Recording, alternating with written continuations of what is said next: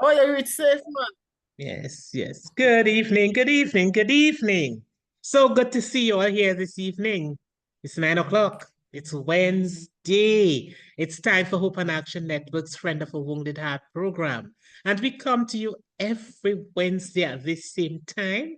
And we have been doing this for quite a while. We are excited to have you. And we extend a very warm welcome to you. I'm in a different place this evening, in a different country, but wherever I am, Friend of a Wounded Heart will go on because we know that you lovely people are there waiting and ready to participate, to hear us, to join in, to contribute. So welcome. Let's say a word of prayer. And I see my cousin there, Susan. Would you pray for us as we begin, please, Susan Kerr?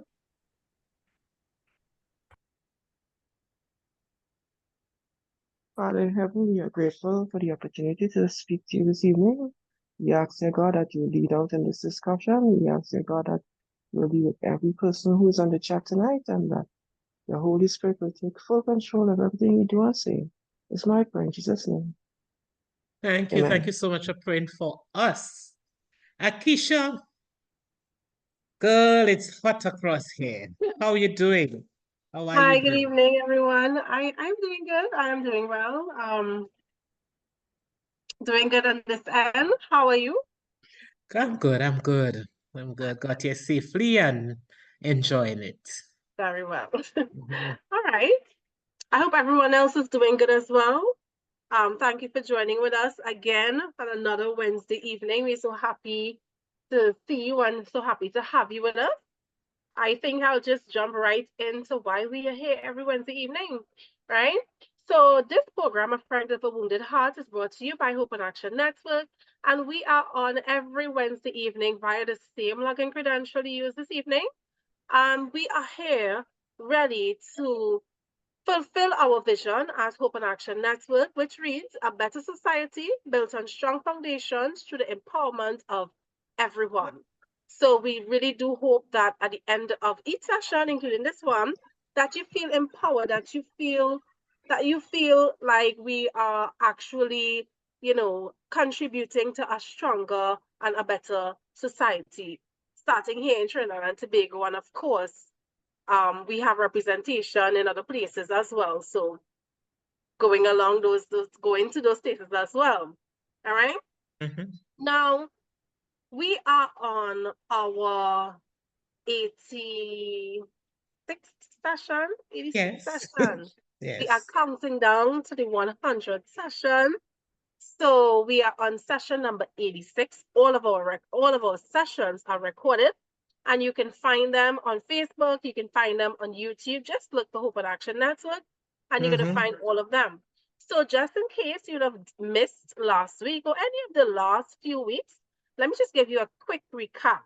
So last week Wednesday we looked at He Ain't Heavy, He's My Brother, where we really focused a little bit on the storm and hurricane that just passed, and some islands, our neighboring islands, were impacted, and so many persons will have lost home, and some even lost life through that process. So we had a discussion on that.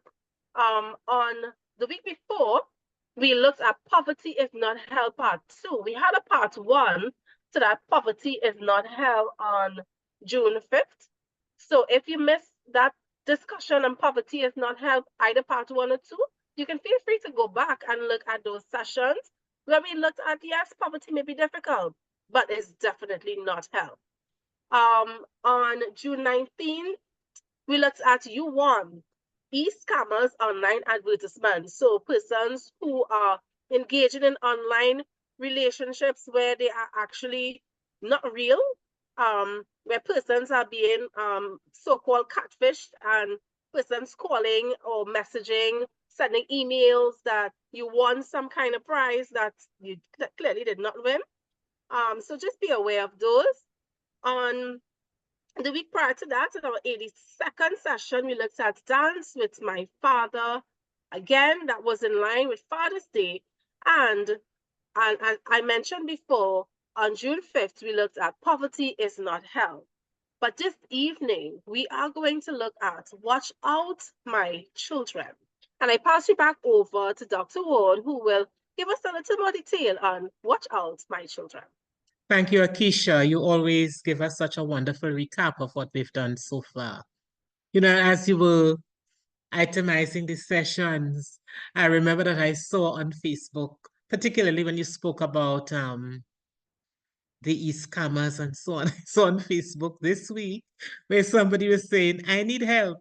I just discovered that my Facebook girlfriend is a man. You know, I believe that person was joking, but it's a serious thing. Sometimes there are people, you know, disguised and fooling us and trying to get us to fall for some of their scams. All right, so this week, watch out, my children. Now, I wanted to talk about children engaging in sexual activity and so on this week. However, the Tobago story became so bitter this week with 4 murders that I felt we needed to talk about conflict resolution, resolving conflicts peacefully. And I don't know how many of you heard or read the story, saw it on the news, but in Black Rock, there was a drive-by shooting or somebody just stopped and just sprayed bullets. And if anybody feels the urge to just drive by and spray bullets, it means that there was some conflict. Something happened. And this person or these persons felt that they could get back at the person by using a gun, by using a knife, by using a cutlass, by killing the person. It means that we really have to get deeper and deeper into some of these issues. And we said that we are about building a better society through empowerment. And so we are hoping that through this session, people will learn that there is a better way, that conflicts will always be with us, but we don't have to respond negatively. We can respond in a positive way. We can deal with our conflicts. And this evening, we have 2 ladies who have agreed to assist us as we go through this topic. We have Abel, who has come to us twice or more than twice, really sharing and contributing and leading us through some sessions in a very beautiful and calm way. And we have Teresa, one of our members, and Teresa herself has done mediation, has done counseling, and is well placed, just like Abel, to assist us in discussing conflicts. Teresa and Abel, welcome, and welcome to those who are just joining us. Thank you. Thank you. Welcome too. Yes, did you hear the news about the murders in Tobago? Oh, yes, definitely. I heard that news. Terrible, terrible. We don't know what's happening across there now, but it's sad though. Very, very sad. Yes, it is. It's extremely sad. Good night. Thank you for having me again. Always welcome. Yes, so Abel, did you hear about the Tobago murders? No, sorry, I was briefed on it, but I didn't. I wasn't aware of the depths. Okay, and some of the persons who were killed were really big men. You know, not young boys who were involved in activities that were not so good. And I saw the daughter of one of the deceased in a Facebook live. She was saying, you know, that she's okay, she's managing, she's healed. And it's so unfortunate for her. She lost her only sister, only sibling, about 2 or 3 years ago, or probably 2020, due to illness. Then she lost her mother due to illness. Now she has lost her father. And she said it was only 4 of us. You know, these senseless reactions to conflict really do not cut it. We talked about the value of life some sessions ago. When we did more than a penny, we were talking about what a person is worth. And this evening, we really, it's sad that we have to be talking about this issue, but we're hoping that somebody could be helped. We're hoping that somebody could understand that you do not have to take a life because you're upset with someone, and we will always have conflicts. You go to a party in your fancy Air Force One or your Nike, whatever they call those expensive shoes, somebody might step on it because you're in a crowd. And I know that there have been fights, stabbings, and so on because somebody stepped on a pair of sneakers. Road rage is another issue. Somebody touch your car, bounce your car, and you come out with a cutlass or something. You come out ready to fight. And when you come out with a weapon, it means that you don't care if somebody dies. A husband and a wife might have an issue, and one decides to take the life of the other. And there's so many instances where people just react in a negative way. We want to talk about some of those this evening. And feel free, as usual, to jump in, although we're going to be leaning heavily on Teresa and Abel this evening. We welcome your contributions as always. We want to talk about this thing. And then when we post it on YouTube and we post it on Facebook, we hope that we could reach a wider audience and that somebody could learn from what we're talking about. I want to start by asking both Teresa and Abel, and of course, you, the participants, to give us some examples of some of the situations that you know of where people just did not resolve their conflicts in a positive way. So let's start with Teresa.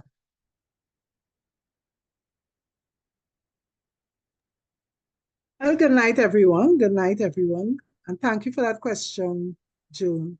Now, June, some of the examples I can think about are domestic violence cases. When those persons, you may hear that a husband killed his wife, because we have been hearing things like that over the past few years. There was just recently there was a woman, she was found dead, and I think it's her partner who killed her. And that's to tell you that they did not resolve their conflict peacefully at all. And there are many other instances that I cannot actually recall, but I want to give some advice and to speak a bit about conflict management. However, I don't know if Abel would be able to say some examples of when persons, did not resolve their conflict, peacefully. Abel, I don't know. Yeah, sure. I would like to share a scenario where someone may have not resolved their conflict, right? For example, like I would have cases where there would be parents concerning children and custody situations. And sometimes what drives them to reach to that point may be a simple, I would say simple, but for them would be grand, right? A disagreement whereby, say for example, I had this case where everything stemmed from one child was not in the mood to interact with one parent. So the parent that the child did not want to interact with came up with some story or some belief in their mind that the other parent encouraged the child not to interact with them. And based on having that session, it was just a lack of communication. And they went through the entire court process, have the children having to experience all of these things. And when we had the session, it was something simple like, how come it didn't come? He asked the question, how come it didn't visit at this point in time. And the child was like, I just didn't want to, I was not feeling well. And he said he did not know that because, they did not have that conversation. While resolving that, I mean, it was kind of resolved at the point in time, but they were still going through the entire court process, fighting for custody, maintenance, everything. So it is still an ongoing conflict or issue then. Yes, and they didn't have the conversation. They did not have a discussion. They did not face the issues in a positive way. And so we had some negative results. So let's talk about some of the negative or the reprisal realities, getting back, fighting back, ensuring that I hurt you. Let's talk about some of those, some examples that we've seen in our country from time to time. And anybody could take that.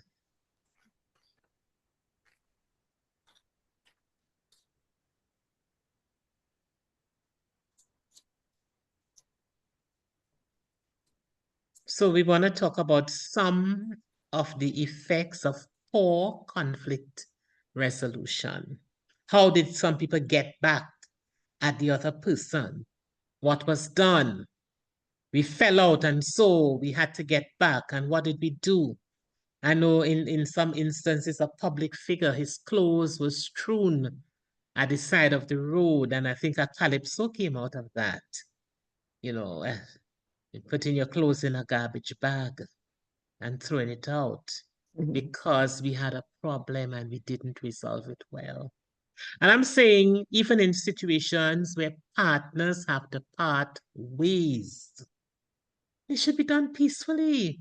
Walk away and live. Remember that session where we said that you can get out of this situation, leave the other person alone and go your way. But of course, we have to be at peace with ourselves, eh? Yes. And Abel and Teresa could jump in at any point in time. So I just gave my example. And I'm sure that there are other examples that you know of where people did not resolve conflict peacefully. And so we had some very negative results. Good night. Can I add something? Yes, Dovicia. Yeah, good night, everybody. It really is a terrible thing that the whole situation of conflict management, they mostly focus on children, teenagers, children in school and how to manage conflict. But it goes way beyond that. Even when you look at politicians, Ms. Bob, politicians, look how they behave in parliament. Look at Gary Griffith and the Prime Minister right now. It's back and forth. They are not even good examples to show you how to settle conflicts. Remember when Dr. Rowley threw some kind of cup or something at Manning or the other way around? I can't remember. It's like from the top, they have no discipline. Even if you watch Parliament channel, you will laugh so much because it's just madness. The way that they speak to each other. And it's very surprising to know that adults carry on and act like that. Sometimes the House Speaker trying to calm them down, and it's like in a school. That is what I noticed with them, telling them, okay, be quiet now, settle down now, and they're just carrying on back and forth across the floor. So even at that level where people are sitting down and watching these people as the leaders of the country and they can't settle conflict in a proper manner, what do they expect for the children in primary school who are younger and who have brains that are less capable of solving problems? So that's what came to mind for me. Yes, Dovicia, and you're right. And this poor example is not just limited to Trinidad and Tobago.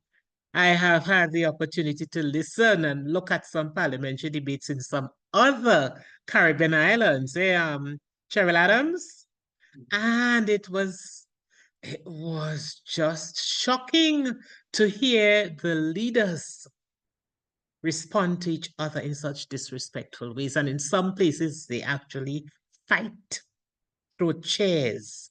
It's not a good example.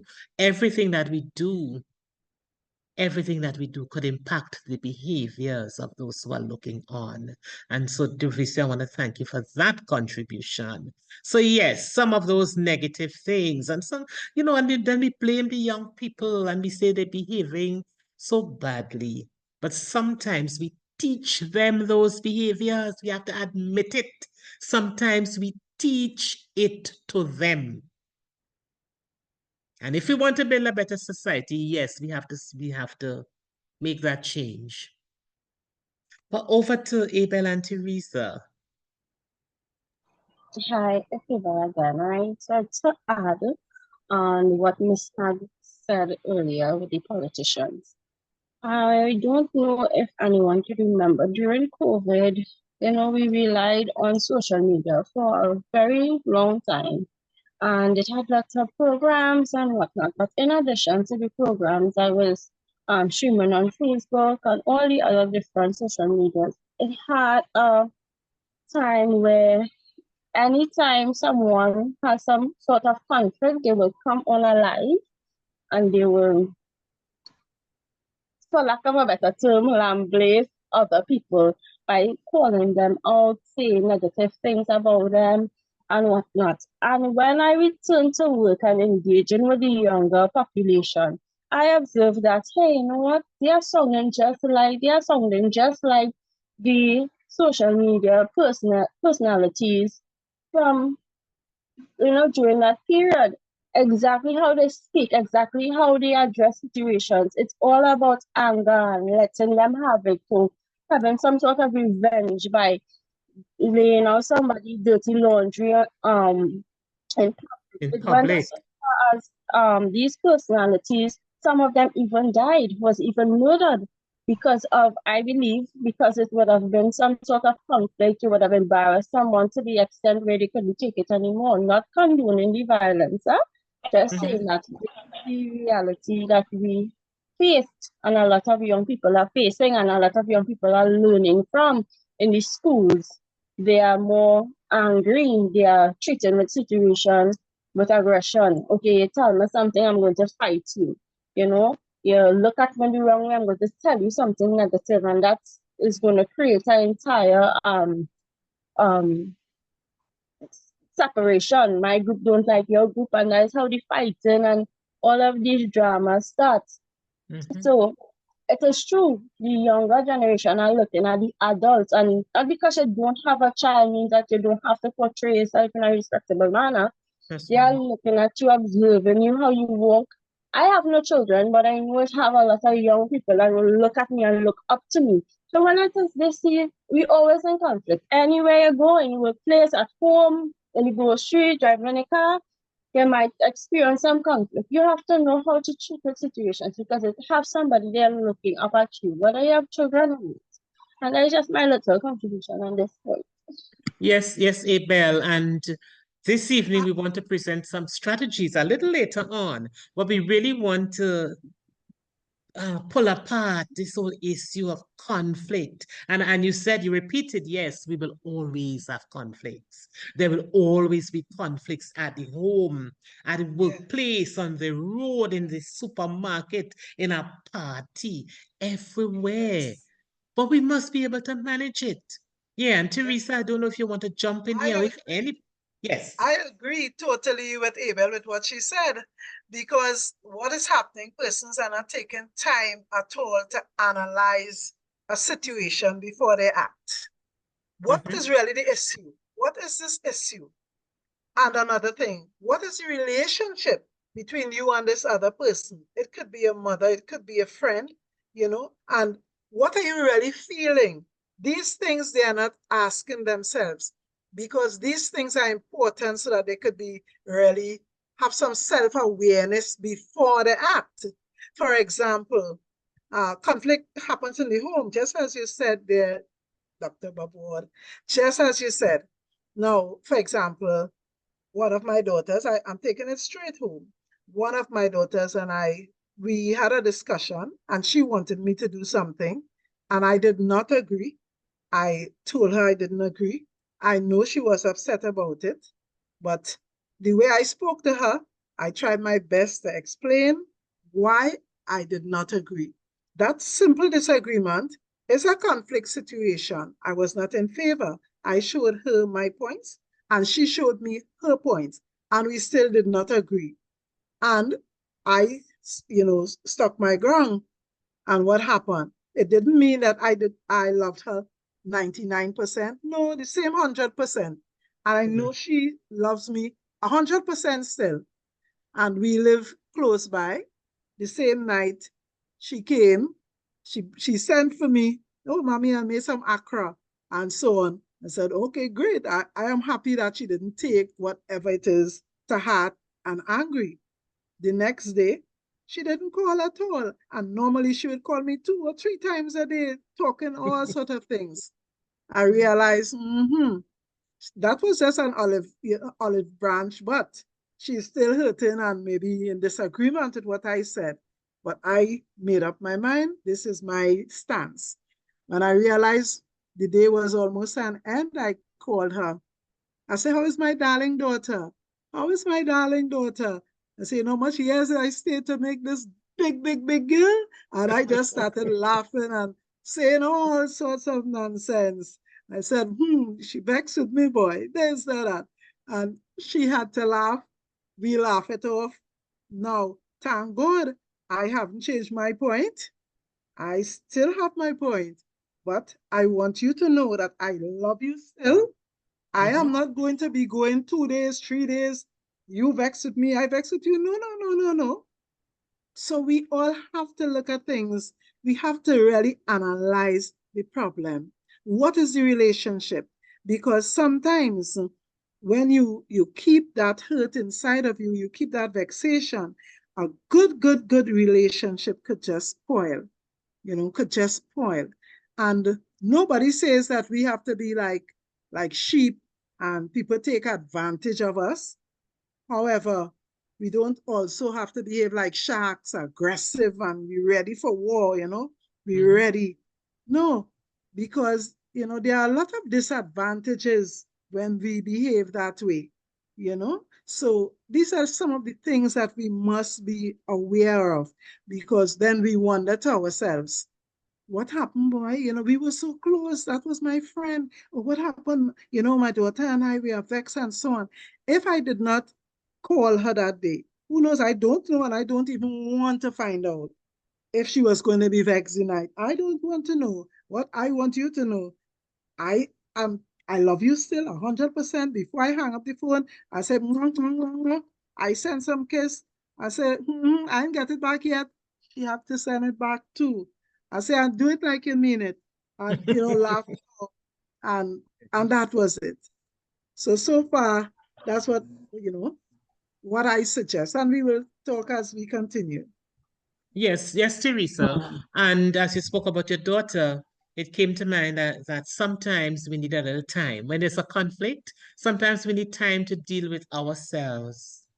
Yes. But in the case of some of our young people and even older ones, they take the time to plan evil, and this is what we're coming up against, what we're coming against. This is what we're speaking against this evening. And I see 2 hands. Glenda, we'll take yours first, and then Sophia. Good evening, everyone.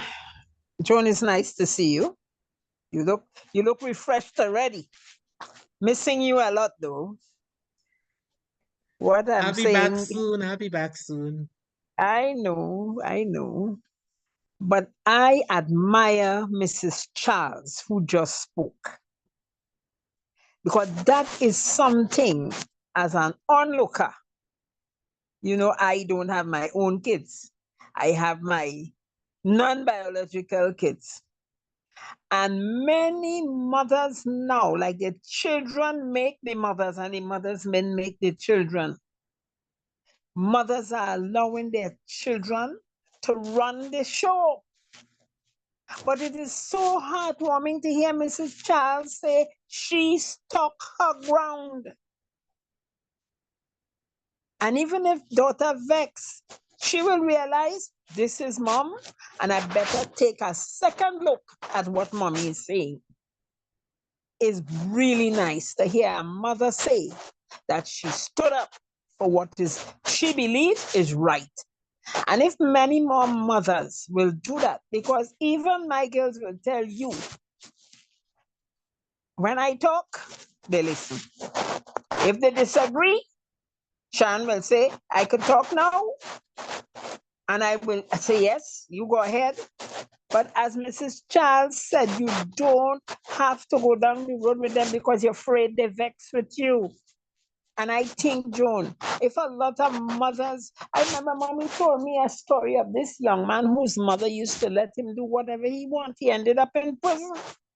And he sent it up me in my mother's time. You know, mommy died at 101, so you know how long ago this story is. And he sent for the mom and she hustled and she went to the jail. And he said, Mommy, lean over, let me tell you something. And he beat her badly on her ear and said, if you used to train me, I wouldn't end up here. And the villagers said she used to spoil him. He could never do no wrong.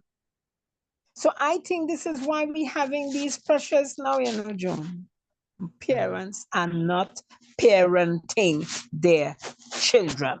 And we need to take a deeper look at that. That's my contribution.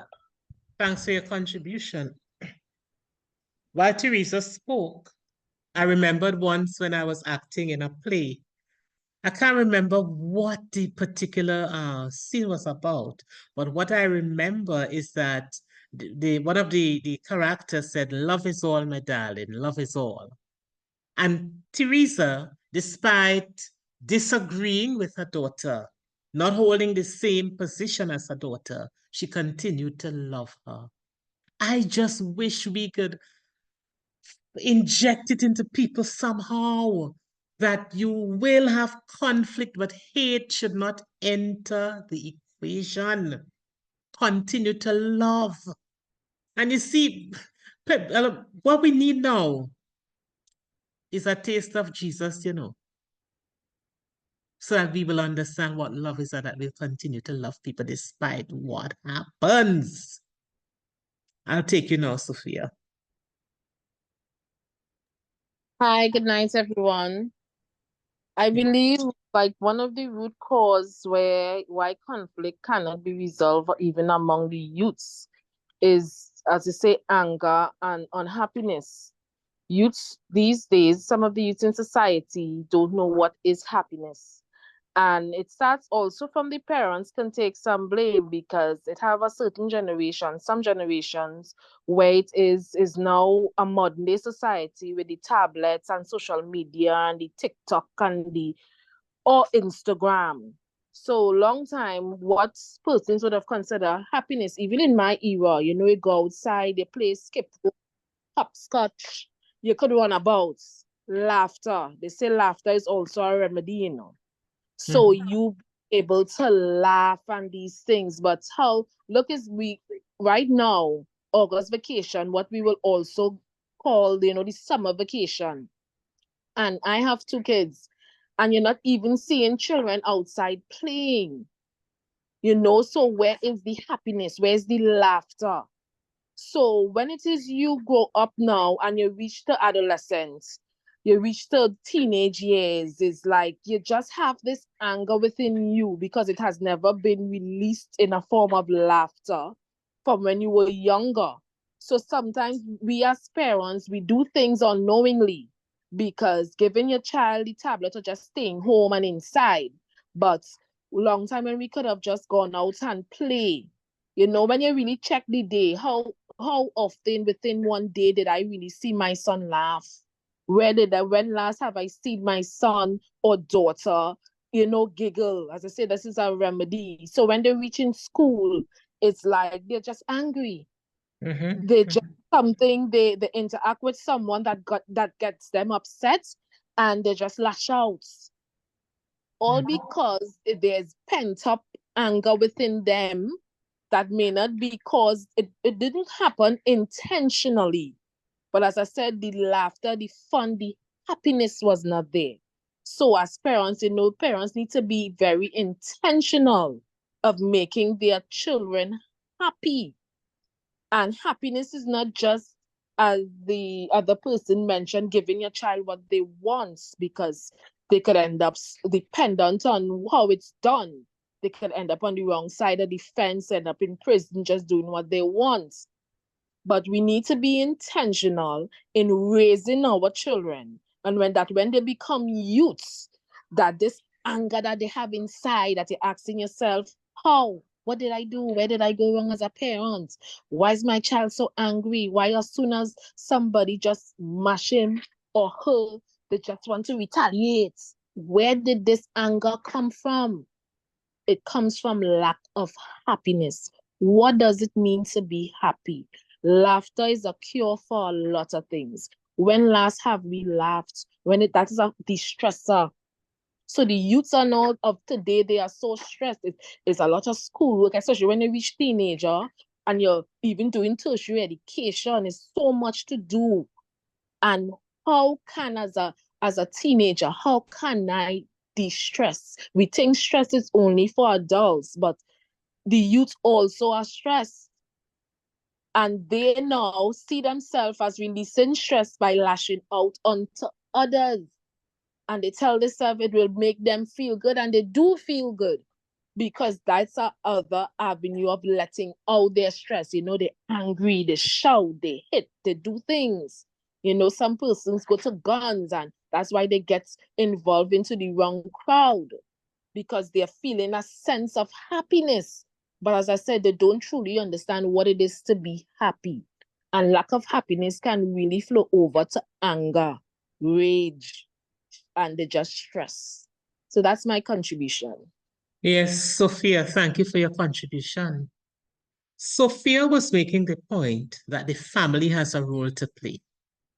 And she mentioned stress and happiness and laughter. And Sophia, as you spoke, I remembered that during the pandemic, we were told that there was an increase in domestic violence cases because the family was not accustomed to being in the same space for such a long time. So we know generally the children would be at school, the parents might be at work, and they would be at home for just a few hours together before going to bed. But during the pandemic, when we were on lockdown, total lockdown, they had to share the same space for 24 hours for quite a long time. And so there was stress. They didn't know how to interact with each other. And at that time, remember, Custard asked me to develop this webinar called Building Family Ties During the Pandemic. And so I had to come up with some strategies to helping parents. I wrote an article as well that they published, Building Family Ties During the Pandemic. And I had to show families ways in which you could engage each other, have little competitions, have cookout, have dress up night at home, have all kinds of games and so on, so that you could bond. The family is very, very important. And in some instances, we have let go of our children, we've let go of our spouses, and so we've drifted apart. And the stress and the anger and the hate and all of that is causing people to lash out. So we really need to get into families and to help them to understand that they have a big role to play in all of this. Yes, Sophia, thank you. Thank you so much for that wonderful contribution. Akisha, would you like to come in here?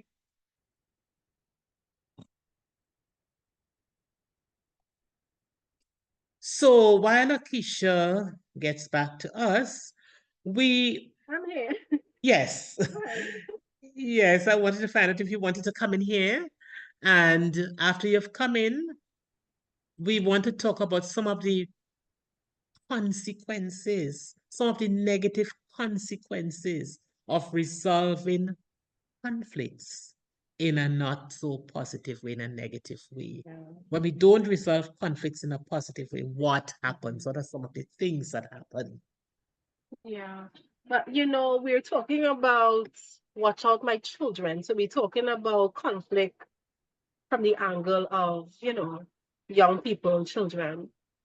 One thing I can say on that is oftentimes as a society, as a people, I think we find it very difficult to apologize. To say that or to acknowledge that you would have done something wrong. I think for the average person, that's something very difficult to do. And as a parent, when you would have done something wrong to your child, will see it. You know, most parents not going to apologize. And so you're training children now to grow up with this wrong and strong mentality. So even if they would have done something wrong, because mommy not gonna apologize, daddy never gonna apologize, they're not gonna apologize either. So you hit somebody in school and for nothing you're gonna apologize. Those words don't flow.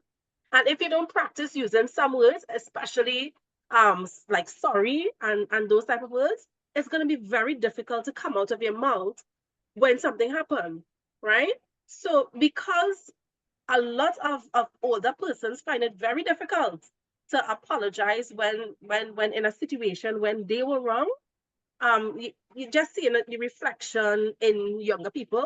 And so when something happened, they just fly off the handle because that's what they would have seen, that's what they learned. Yeah. I always say to parents, apologize. We're gonna get it wrong sometimes. And when we do, let children see that you're big enough to say, you know what, I was wrong. I will readjust. I probably overlook something because that's a training children see as well. They see that, you know, if mommy can do something wrong, then who am I? You know, it softens it a little bit. So I think that's something that we're missing, that owning up to when we make mistakes, when we do certain things wrong, because we're gonna get it wrong sometimes, and I think that's okay. But it's how we treat it when we do something wrong that makes a difference. So that may be something that we can look at to just ensure that we training children in a positive way. All right, because we are going to talk about the consequences, but I think we know the consequences. We know oftentimes we know the consequences of making decisions out of haste. When we are not trained, or we're not really taking the time to deal with just a simple sorry can soften so many different situations, how we deal with it. Yeah. Yes, we Abel see has a hand Abel's up. hand. Yeah. We see it, but before Abel, Yeah. and Abel, I'm going to leave it to you and Teresa in a short while to give us the strategies after we talk about the consequences. You spoke about teaching our children. Akisha, you spoke about teaching our children.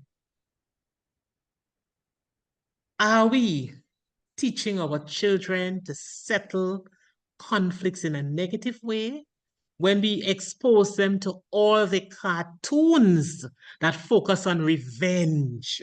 Yeah. And so this cartoon, this one decides to kill or destroy this other one, and they try this means and it doesn't work, and then we try another means, and until we get at them.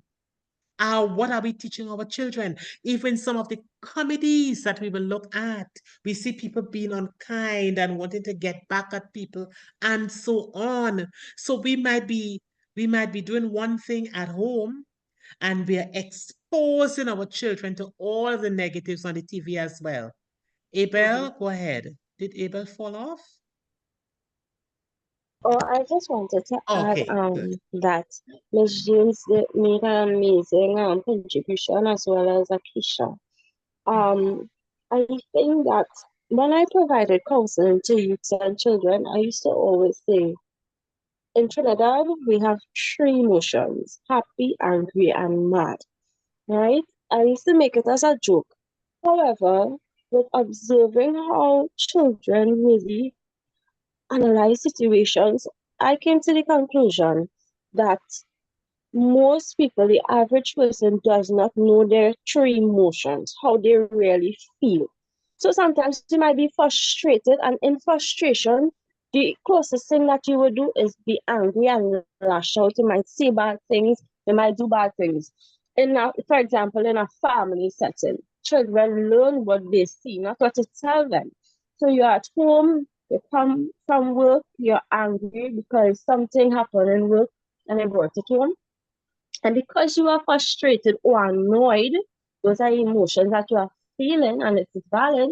You come home and you are more you behave in an angry way. So you throw things, you pelt things, you grunt, you do these things, and this child now is watching, feeding off this energy. So now when they go to school, these are the only three ways that they respond to situation. Either you're happy, you're angry, or you're mad, right? So if it is, I think that children and people in general have the understanding of how do I feel? You know, this situation made me feel a type of way. Plenty, a lot of times I would ask it, how you feel?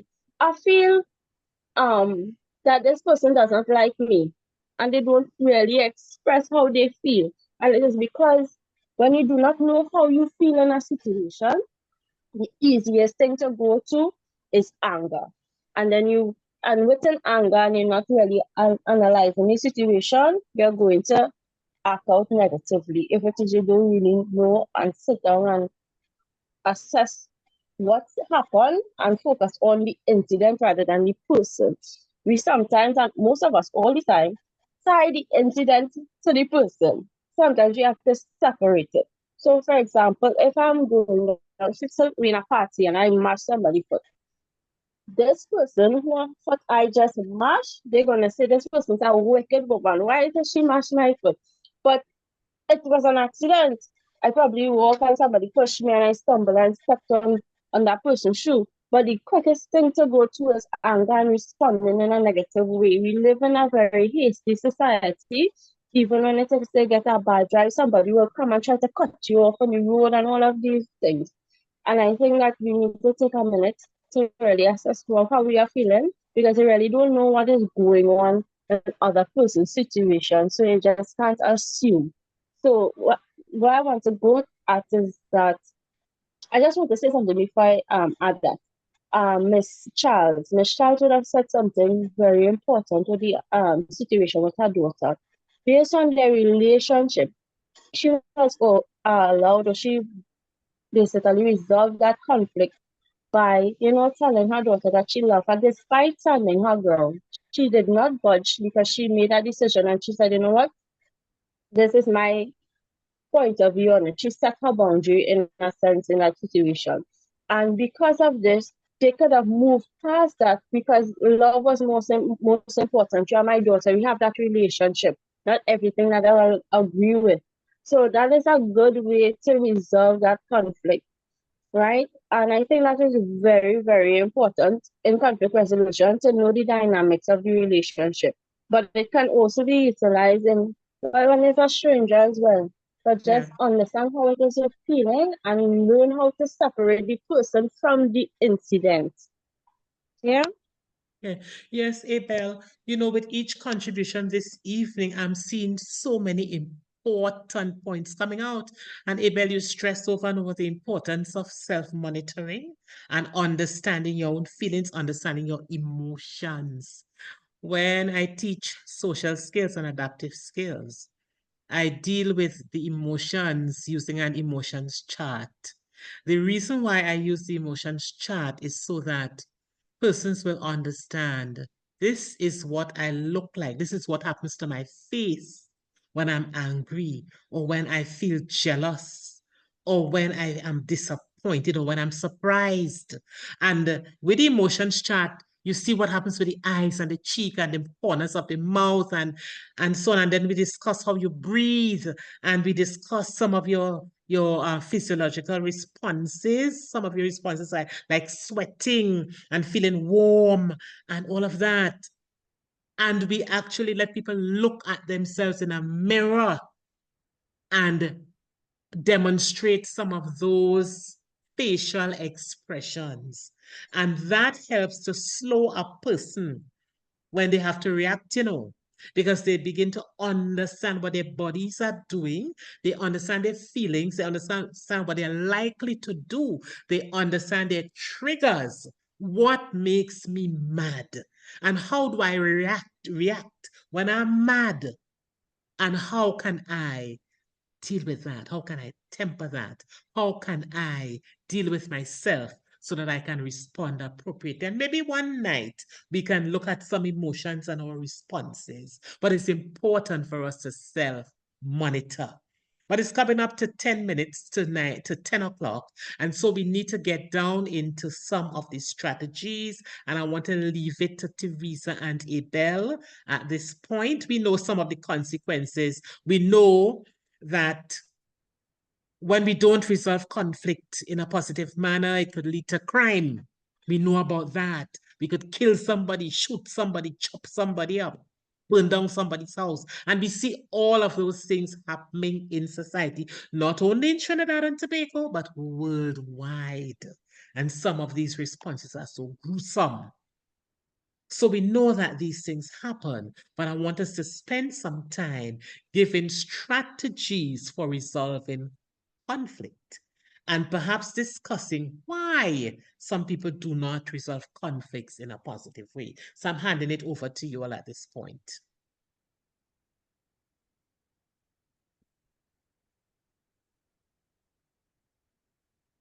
Teresa, Abel.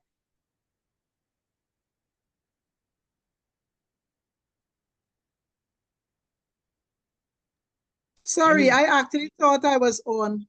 Oh, okay. Actually thought I was on. Dr. Ward, you said something there that is so true. And that is the emotional intelligence that, we should really have. And maybe it should be taught, the importance of it. You are already teaching that in school, in your classes, and that is really good. But that is really something to look at, And I want to say that Abel spoke about the fundamental attribution error there in a way, looking at other people's disposition instead of looking at the situation. I really think, that was a great point. And I want to take this opportunity before I move along to thank Glenda and to thank you too, Dr. Ward, for your kind sentiments in what I said. I appreciate. And Akisha made some really great points too. And Sophia said that laughter, actually laughter is the best medicine. That's the whole idea. Laughter is the best medicine. And the fact that most of the games today are violent, well, you have to, kill off your arch nemesis. Yes. So according to Dr. Ward, is exactly that what is happening in schools today. And the fact that, teaching the children fighting, bullying, and so on, and disrespect, it's happening from the home. And what parents, it begins at home. And in the first instance, we have to teach our children that they can speak, they could speak up, they could take a stance, but do it in an assertive manner, in a positive, assertive manner. And acting assertively only means that they have to just be firm, but still be respectful to the other person and listen to the other person's point of view also. Understanding that everybody has their own truth. What you believe is the truth, if you listen well, you will realize that that other person has their own truth. And we have to use, that assertiveness. We have to encourage our family to also use their emotional intelligence, to understand themselves. What makes them happy? What makes them mad? What makes them sad? And make a conscious effort to choose their thoughts wisely rather than just aggressively or, spontaneously.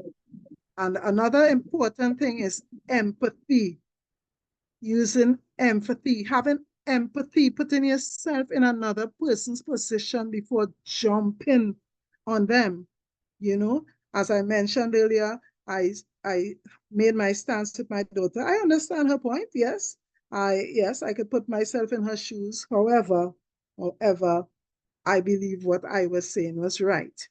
So we have to really have that ability to manage our emotions, because if we do not, we will do something that we will regret later on. We will do something, we will hurt somebody, because a simple disagreement, very simple disagreement, could get out of hand. So, practicing assertiveness is really, sometimes it might be hard if you are if you practice a shark sort of attitude in dealing with people, jumping and ready to fight or ready to quarrel, ready to curse, and thinking to yourself, me, I don't take that, I can't take that, and me, I just tell you straight. No, take your time. Take your time. Think before you act. Because these days, people are not just hitting you or coughing your face, they're shooting you now. Take your time. Take your time. You get a bad drive, take your time. Sometimes swallow it too. Swallow it and go your way. Do not stop to say, well, you're going to argue and you might be putting up your finger and doing strange things because you do not know who is behind that wheel. You do not know the character of the persons. And sometimes when people have weapons on them, they feel so powerful that they could come out and use it on you. So sometimes you go your way, leave it alone. Your temper, your anger will calm down because you cannot really control the way you feel. You may feel very angry, but you cannot control that, but you could control the way you think and the way you act. Yes? So sometimes you may feel upset, but you just have to calm down, calm yourself, and walk away. So let me give Abel her opportunity to speak. Thank you, Ms. Charles. For me, in terms of conflict resolution, it is not an easy thing. It's easy to say it and know all the steps, but you have to make a conscious effort, right? As I said before, we have to learn to separate the issue from the person, because it's not only time we would in this person in a negative light because they would have done something that you never really communicate with them about, right? I would ask myself, if I ever am in conflict, like, what is really the problem, Eagle? I think and process it before I even try to communicate anything, because at the moment, for me, I need a few minutes to calm down and kind of collect myself before saying anything. So I take that time to speak to myself, like, what is really the problem? You know, how to address the situation. What is the best way to address the situation? Mind you, it is not a very easy task, but it's something that I practice and I'm getting better at as time go by, right? And I really try to assess the situation, like how can I move forward in addressing it. I'm a social worker, so being a social worker, you have to treat with a lot of conflict. I work in the medical field as well, so you have to either with you versus a client versus a medical staff. Most times they look to you to resolve that conflict. And in practice, I use a technique. Most people may know it, some people may not know it, CBT. And within cognitive behavioral therapy, I utilize the cognitive triangle. The cognitive triangle is basically a situation, and one part of the triangle is your thoughts, the next part is how you feel, and the other part is how you behave, right? And that is what makes the triangle. The situation is outside the triangle, right? And if, for example, I'm going back on the road again, someone give you a bad drive, you see somebody speeding and driving through traffic in this mad way, and you think to yourself, well, that person feel like, you know, they could drive better than me. You just come to this conclusion. And then you feel upset or you feel angry. You decide, you know what, I'm going to follow them and drive past them. And that would be your actions. Now you do this because why? You have no reason to do it because you don't know what's going on in somebody else's vehicle. And I always say that because I remember talking to a lady who was trying to get to the hospital because her child was not feeling well, like unresponsive. And within her trying to speak to the hospital, somebody tried to, like a race, basically a race, trying to drive through the traffic in front of her and try to pass her and all of this. Within all of that, she ended up hitting two vehicles and she could not stop due to the emergency situation. So sometimes you just don't know what's going on with somebody and what they're experiencing. We can't look from the outside and just say, you know what, this person just being wicked or vindictive. You have to dial back and ask yourself, why are you feeling like this? Because sometimes we project our feelings onto others, which start like how to put it? You know, you kind of amplify the situation based on how it is you feel, and that is not the case, right? So you ask yourself, what is the problem? You analyze the situation, and you try to communicate based on where you are at and the type of relationship you share with that person. You try to communicate when you are ready and calm, willing to listen, and willing to share your point based on the issue and not the person. Do so. You try to communicate, hey, you know what, you did this and I did not like it. I don't know why you would think that, you know why it is you were so comfortable to do this, X, Y, and Z, and the person respond based on the situation. You don't have to be, okay, well, we are going to move forward and not say these things to one another. That is not always how conflict resolution works. For example, Miss Charles would have given you an example where the resolving of the conflict wasn't everybody being on the same page, because we believe that resolving conflict means that we need to be on the same page and we need to agree to the same thing. It don't have to be like that. It can be like, you have this belief and I have this belief. However, I respect that you have this belief and you respect that I have this belief, but we don't need to particularly agree that this is the one way to do things, because sometimes there's more than one way to do things, right?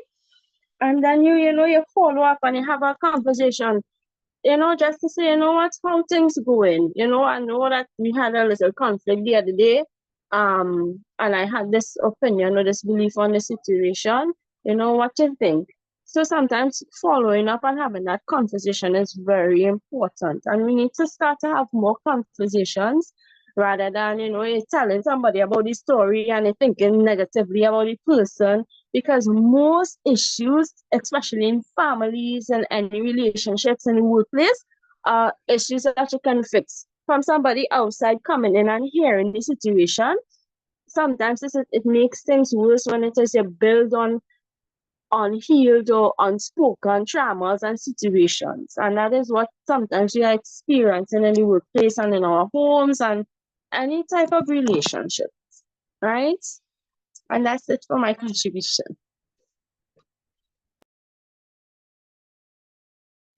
Yes, wonderful contributions from these very talented ladies.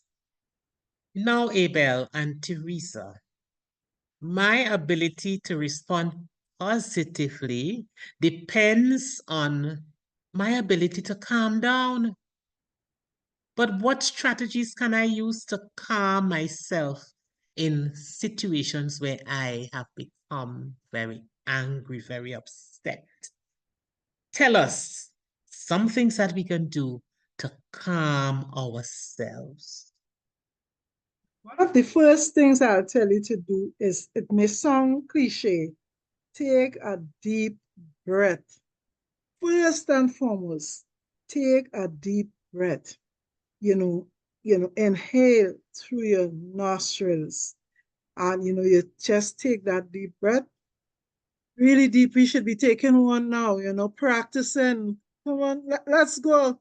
Be taking this deep breath and Take it through holding the it there. nostril and hold. Yes, hold it there for at least, hold it there for, let us say, 4 seconds.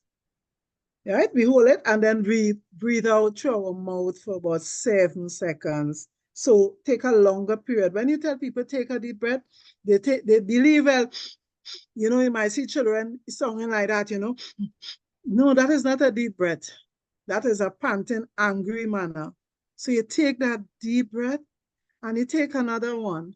And you really have to think, like a traffic light, that red light, stop, stop. Take that deep breath and stop. It will give you a little chance to think, to think wisely, to be able to speak. Because sometimes when you're so angry, you could burst a vein in your head. And this is no joke. You could get so mad, because I worked years ago in Ministry of Works, and a fellow fell. He was so angry, and he was 39 years of age. and he was so angry that a vein burst in his head and he died. You know, so take a deep breath, calm down yourself, and then speak, because there's a vein to the back of your neck that could begin throbbing, and you can really, you know, damage yourself, get a heart attack or something. And when you calm yourself down, you react. It's not an easy thing. It is something that we have to practice. We have to practice in order to become perfect.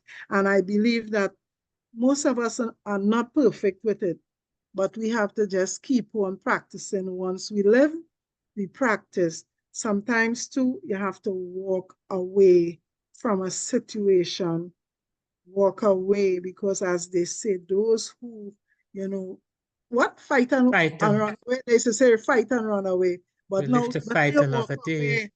Yes, but better you walk away. Sometimes better you apologize even though you may be right, because trust me, it is too dangerous out there right now.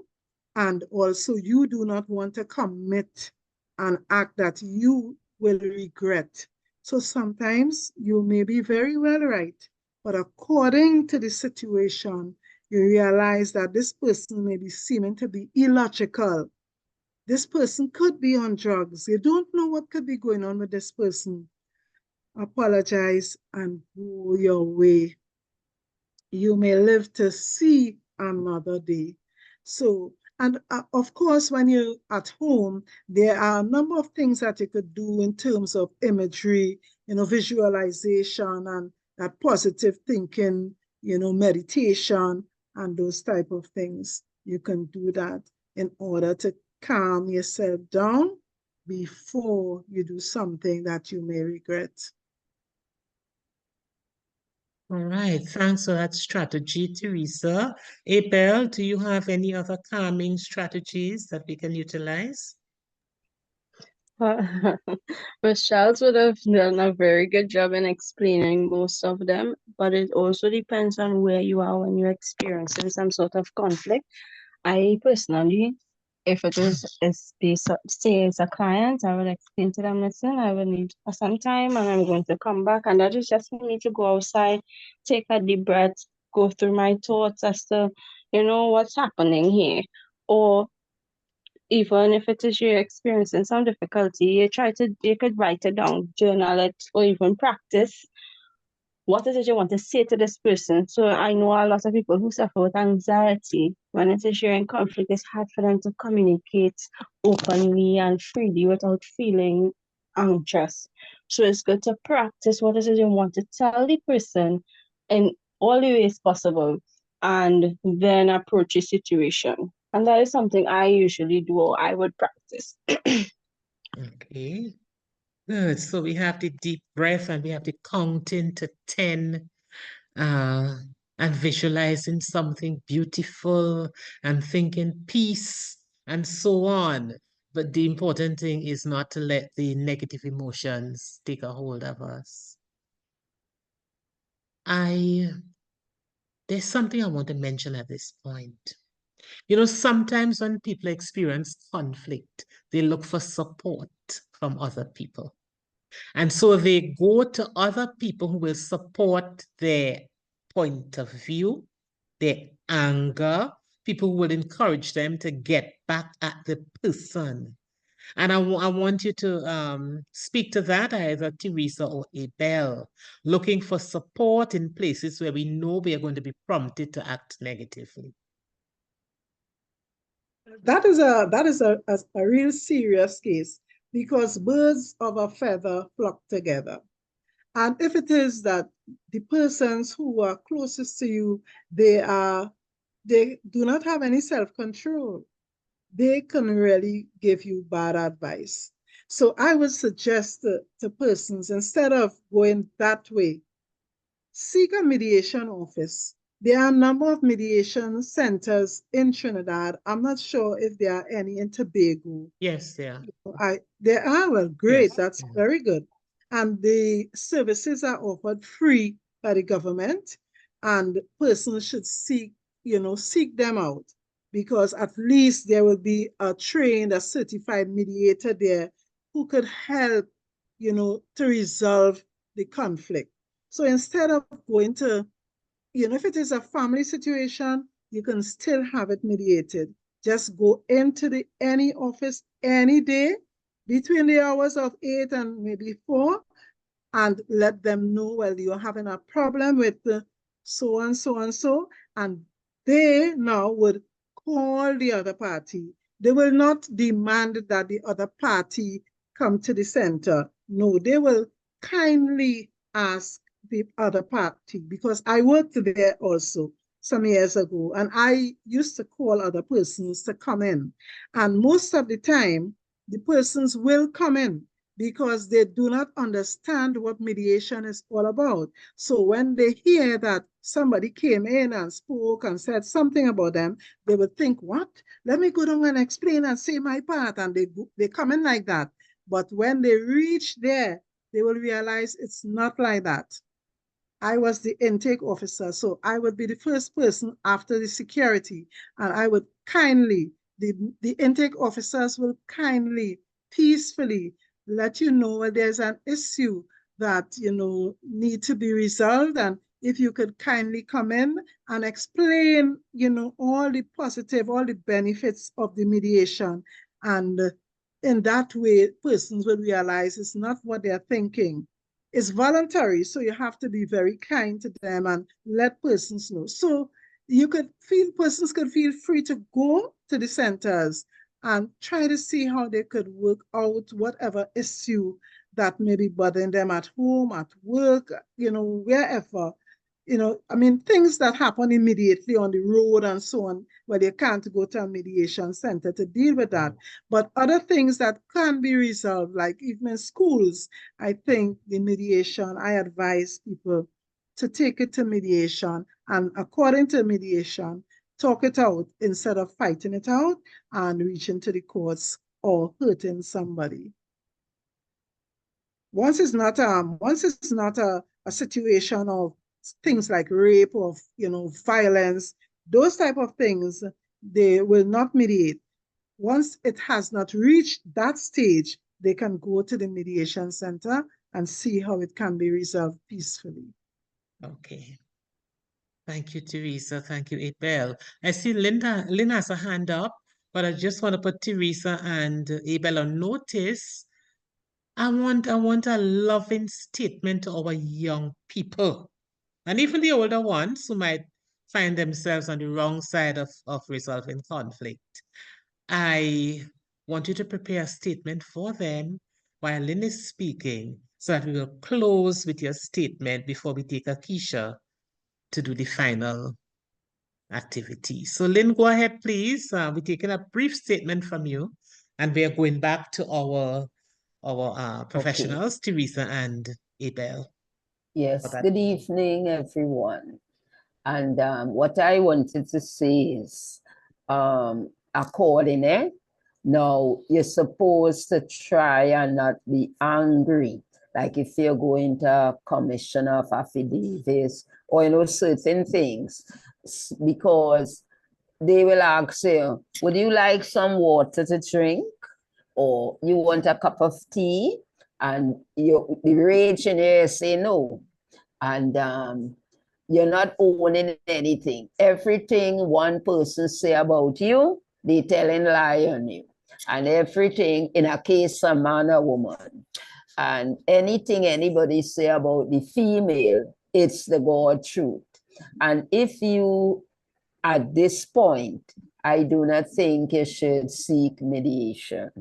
Maybe you should pray and fast first alone, or, ask God intervention. But once you cannot solve what it is within your walls, and you need to seek persons outside, professionals, you must be able that these tragedies that they give you, you have to have trust in that person, believe, and I think this is a good stage of moving forward.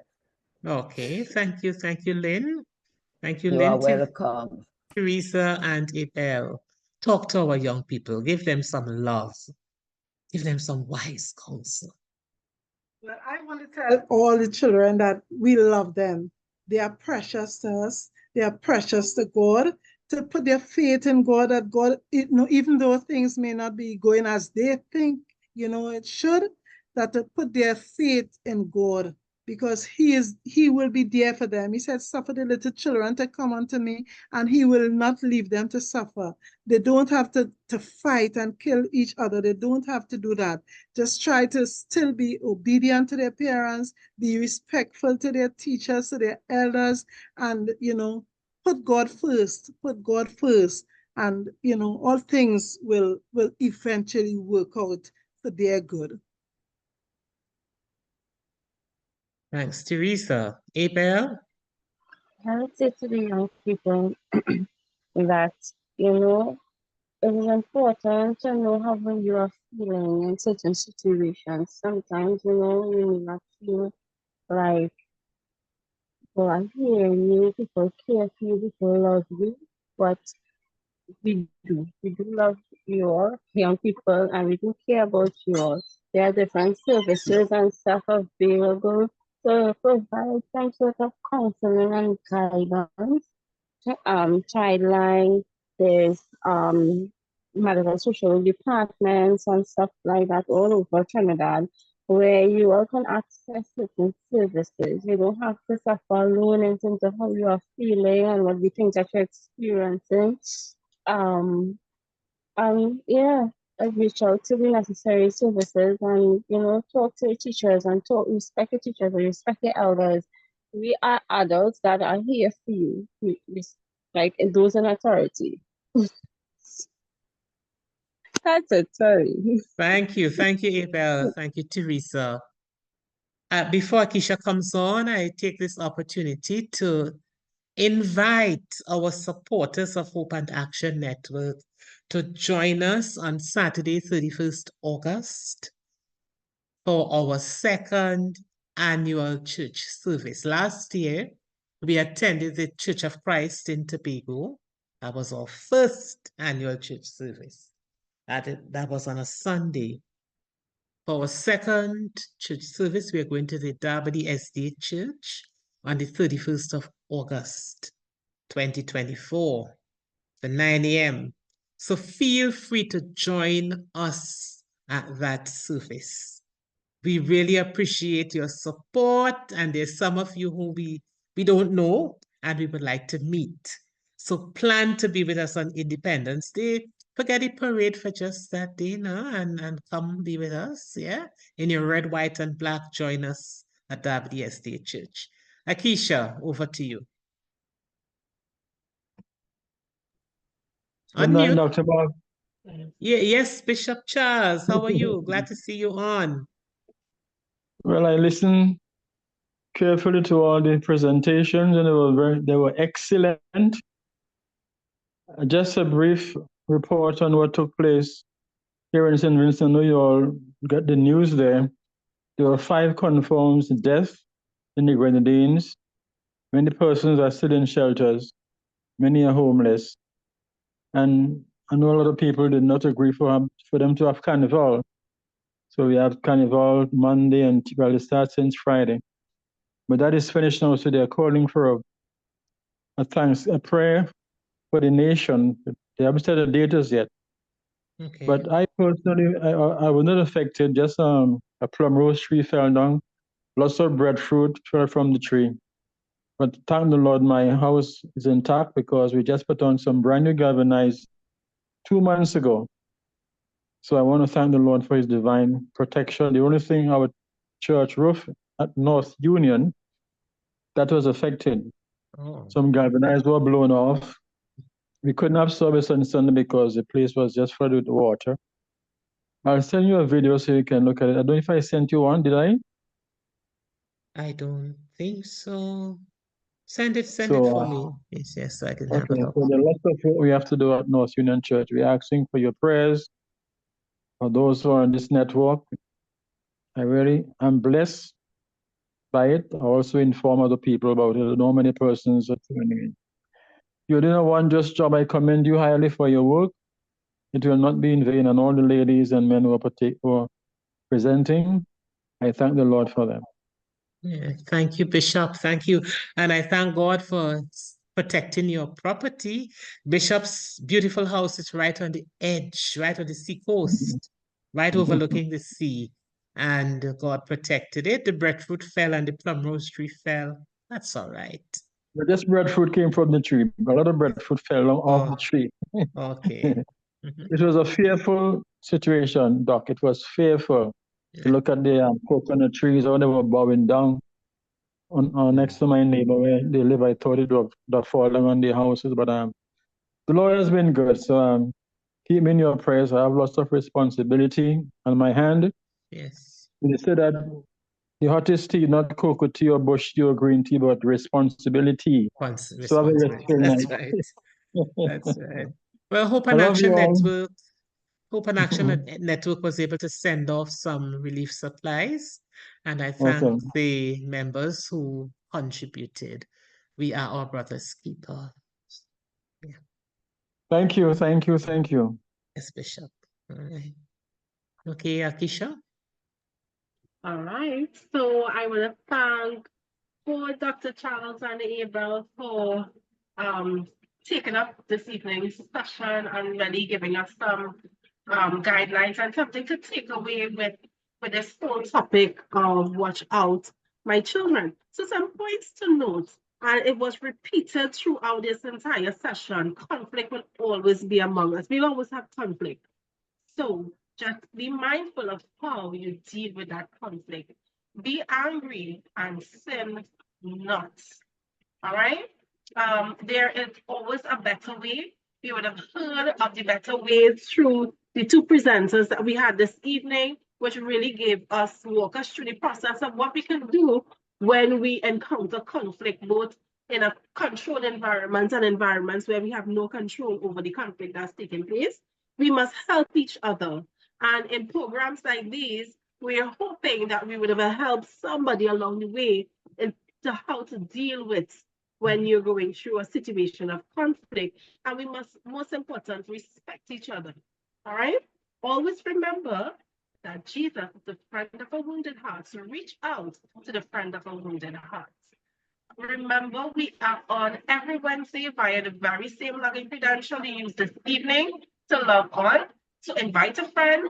When you're coming back the next time, our next session, we're going to talk about Watch Out, My Children, Part 2, where we discuss sex. So invite young ones, invite old ones.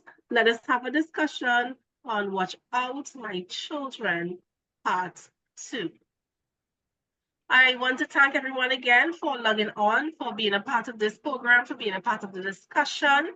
I hope that everyone will have a blessed evening as we come to a close with tonight's program. So please join me in prayer so that we can close up. Dear God, Heavenly Father, we want to thank you for this session this evening. Lord, we know that it was one that is quite relevant to the present state of our society. And so, God, I just ask that you help somebody along the way in terms of conflict resolution, what we should do when we encounter conflict, with the understanding that conflict will always be among us. We'll always be in a situation from time to time where conflict is present. But God, help us to resolve these conflicts in a positive manner where we're not hurting other persons throughout that process, dear God. Lord, I thank you for just the entire experience and this opportunity. I pray and ask that you help me to touch somebody along the way. Lord, we want to also pray for all of the islands that would have been impacted by the storm hurricane that just passed. Lord, we just heard some updates with the disaster that would have taken place. And so, God, I just ask that you be with those persons who would have been affected in a negative way because of the storm. And wherever we can help, dear God, I ask that you open our eyes to those avenues so that we can help other persons who would be in need at this time. Thank you for hearing our prayer, dear God, and I ask that you help us to have a good and enjoyable night tonight. In Jesus' name, amen. Amen. Have a blessed evening, everybody. Have a blessed evening. Have a